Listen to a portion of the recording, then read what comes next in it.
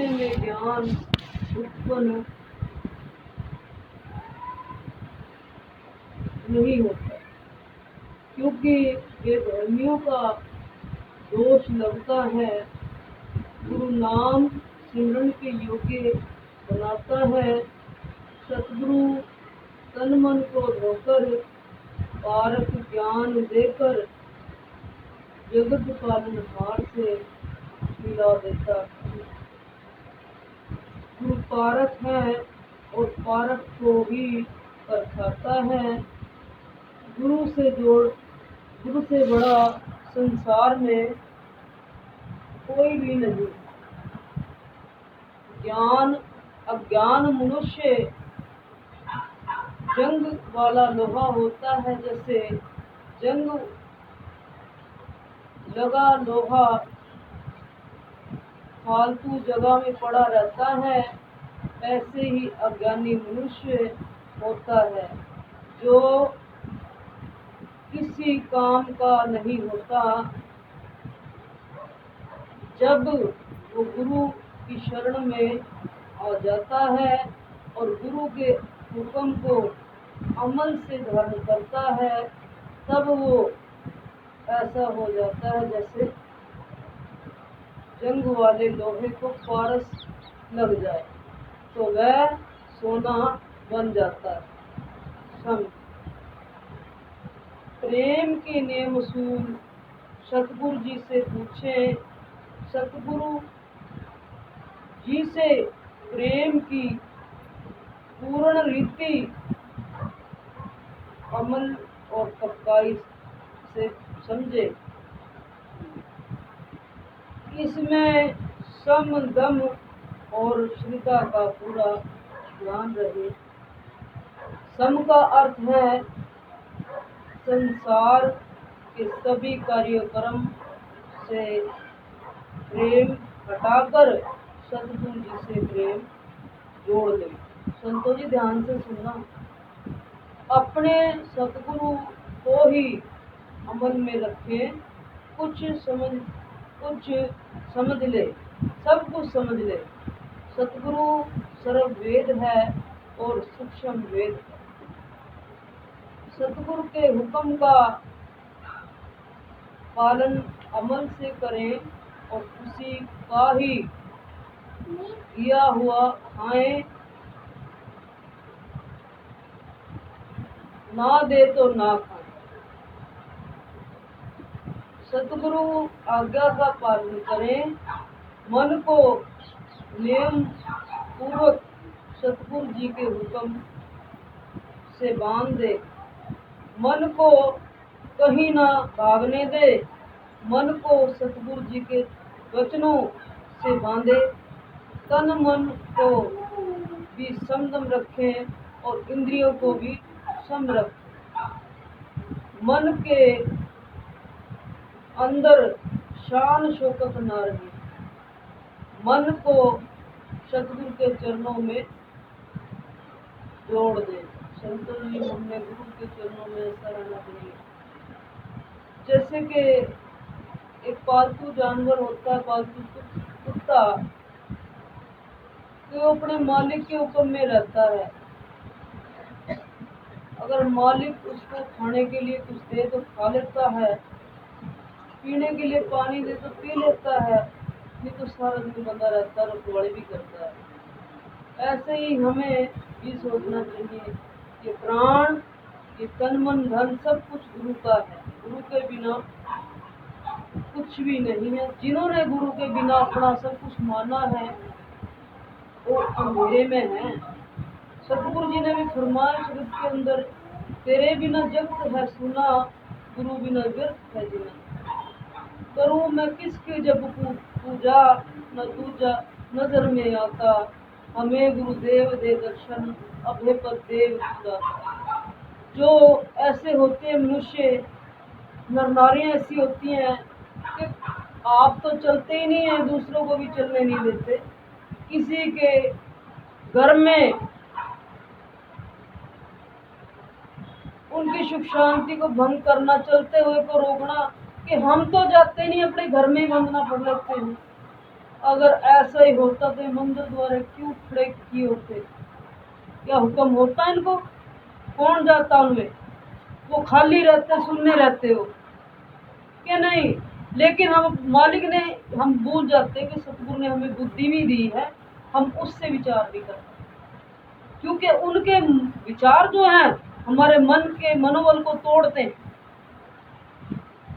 लेकिन अगर हम सतगुरु की पावर लेके चलते रहें, एक दिन जरूर हम अपने सतगुरु के वचनों में कामयाब हो जाएंगे और गुरु की शरण हमें मिल जाएगी। तो जी, गुरु की शरण कहना एक छोटा सा लफ्ज है, लेकिन सतगुरु की शरण जिनको मिल जाती है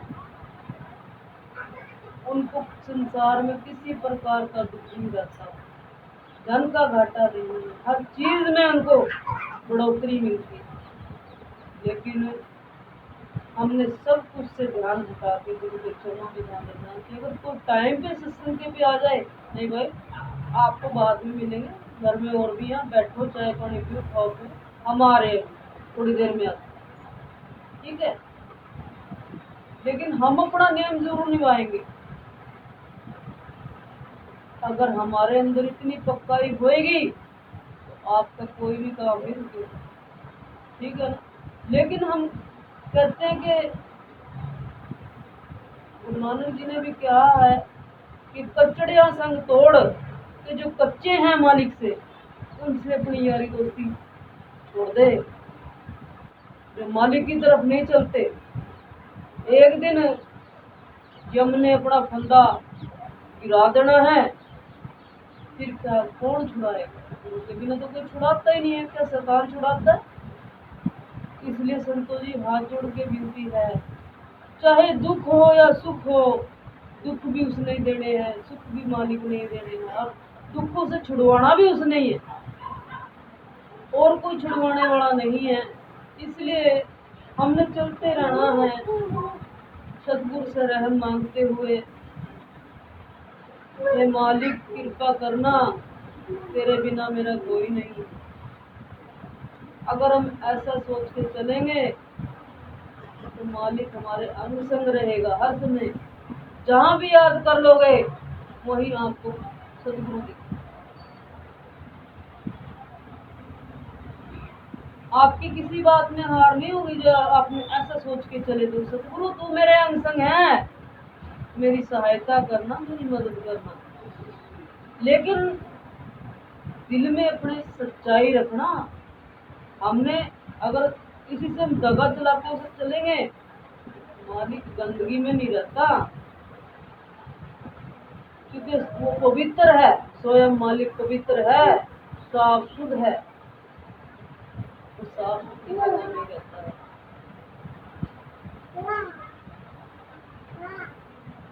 मंसूर जी ने भी कहा है कि सफा कर दिल के हुजरे को, पकड़कर इश्क की झाड़ू, अपने अंदर रोज प्रेम की झाड़ू लगा, ताकि करकट मान बढ़ाई निंदा चुगली सब कुछ हमारे, हम एक ही उससे ले आए बाहर, तब जाके मालिक के प्रेमियों। इसलिए आपसे अरदास आते रहे जब तक श्वास है, मालिक ने बख्शी है। आप ये ना सोचे कि मैंने ही सत्संग करने हैं, आपने करने हैं। अगर मैं ना हूं फिर कौन चलाएगा? आप चलाओगे ना, तो आपको आना पड़ेगा, आना चाहिए। ये ना सोचे एक जने की ड्यूटी। अगर प्राण हमें अलग अलग बख्शे हैं तो हमारा ड्यूटी भी हमारी अलग अलग ही है। जैसे एक इंसान रिटायर हो गया, दूसरा तो रह रहा है, वो तो अपनी नौकरी करेगा कि नहीं? सारे तो एकदम नहीं रिटायर होते। इसलिए अपनी अपनी ड्यूटी दें कि नहीं भाई मेरी अभी सर्विस रह रही है, मैंने कर ली है, इस हिसाब से अगर हम चलेंगे करेंगे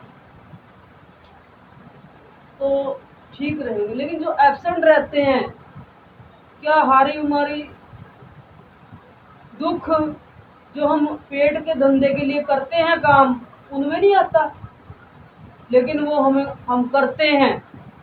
ये धन हमें दिखाई नहीं देता, वो धन हमें दिखाई देता, क्योंकि हमारी सोच पे पत्थर पड़े हुए, देख नहीं पा रही, ये आंखें वो चीज नहीं देख पा रही कि वो तो नकली धन है, ये असली धन है, ये कभी खत्म नहीं होगा और जो खत्म हो जाएगा।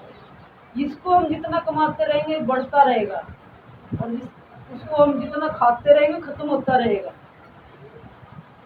इसलिए संतों जी, बस हाथ जोड़ के आपसे यही विनती आपसे, अपना नियम पूर्वक आए, अपने परिवार को भी जोड़े। हमने ये नहीं देखना वहाँ कौन आ रहा कौन नहीं आ रहा, हमने तो ये देखना मैं कहाँ जा रही हूँ, मैं कहाँ जा रहा हूँ,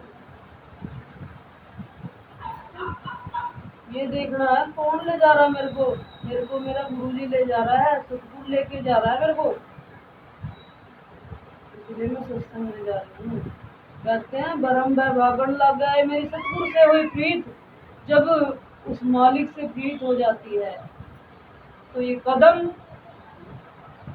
इधर को आने शुरू हो जाते हैं, फिर ये रुकते नहीं किसी के रोकने से।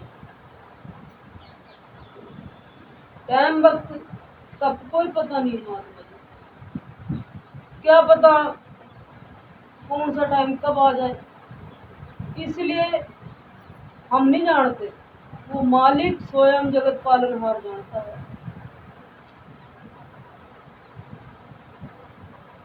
इस करके अपने अपने सतगुरु को अंग संग मान के अपना सच्चाई से ड्यूटी दे कि मेरा गुरु खड़ा देख रहा है, जब जल्दी कर लेट ना हो जाए। आज कुछ महात्मा जल्दी आए हैं, हमारे लोहारे से महात्मा बहुत अच्छी, उन्होंने टाइम पे सेवा संभाल ली। ऐसे ही होना चाहिए, इनको हर बार ही कहते थे लेकिन ये पूछ नहीं पाते थे, पिछली बार भी आ गए थे टाइम से, लेकिन कुछ परेशानी करके नहीं। सबने अपना अपना फर्ज निभाना है कि हम भी अपने सतगुरु के चरणों की सेवा करवाएं स्वयं।